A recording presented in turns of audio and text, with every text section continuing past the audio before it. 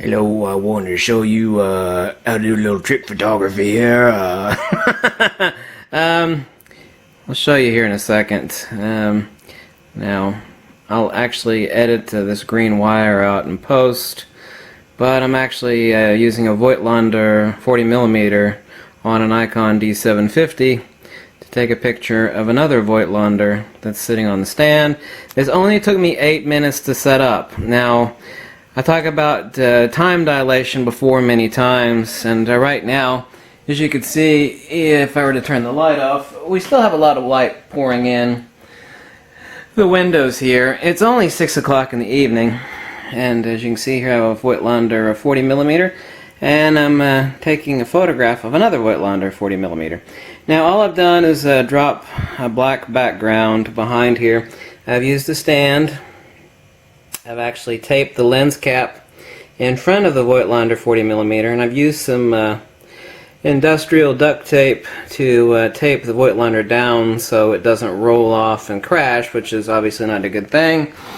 And on the back here, I've improvised a tiny lens hood, which is basically more industrial duct tape to go on an LED, which is taped to the other end of the wire.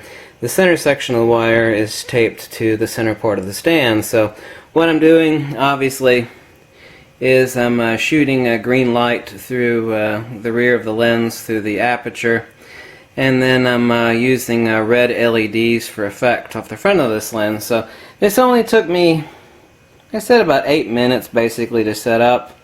And once I go into post, I'll remove the green wire. The one on the back doesn't show, but I'll remove the one on the front, and you know, I'll adjust for effect, and it's very simple. And you can do this stuff with a lot of things in macro photography. The point is, you know, start thinking outside of the box. I mean, you said here we have the other 40mm. So I'm using a Voigtlander 40 to take a picture of a Voigtlander 40. I'll upload it to the Flickr page, and the link will be below.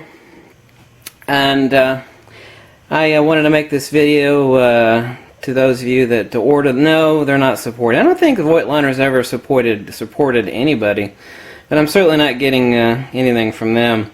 But a bunch of you said that you've ordered the lens, you've anticipated test shots and whatnot. So I just thought I'd set this up really quick, kind of on a you know, a crazy hair in my which I've got no hair on my head, a crazy hair in my brain to set it up for those of you who ordered the Voigtlander. So I thought, well, what's better than to use a Voigtlander to take a picture of another Voigtlander? So see the link below of the picture.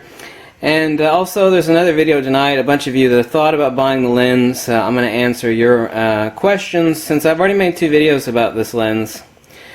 I thought I'd covered everything, but I didn't, and upon review, so I will answer those questions tonight. So, you know, start thinking outside of the box. I mean, really, one of the important things to take away from this simplistic little video is that what separates out a lot of times a mundane photograph, you know, between something that's really neat, and it's like, well, how did you do that? You know, it seems like a long time.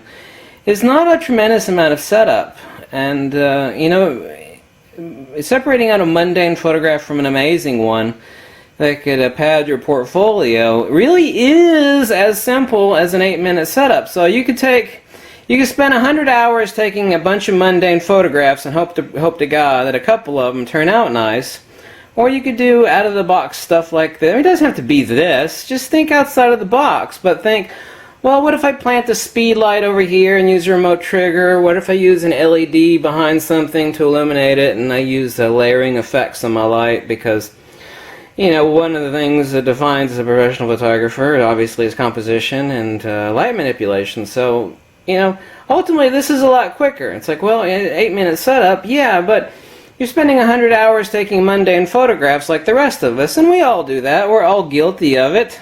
I'm not going to separate myself out from anybody else in that regard. A lot of the photographs I've uploaded from the past 2 days are pretty mundane from the fair.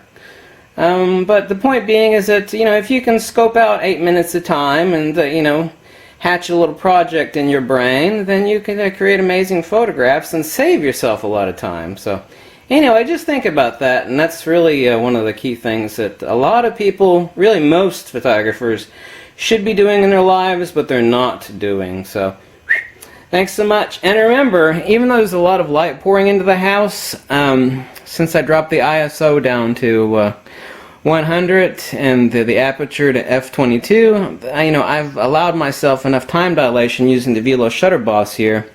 This is a 13-second exposure. That 13 seconds gave me enough time to manipulate. I had two other lights I had to manipulate. In my right hand I had to manipulate a red LED right here, and in my left hand I had to use this flashlight for some little fill effects. So give yourself some time to, especially when you're painting with light, to dilate enough of exposure time to achieve the results that you want. It's not difficult. It really isn't. So thanks for watching. Catch you later.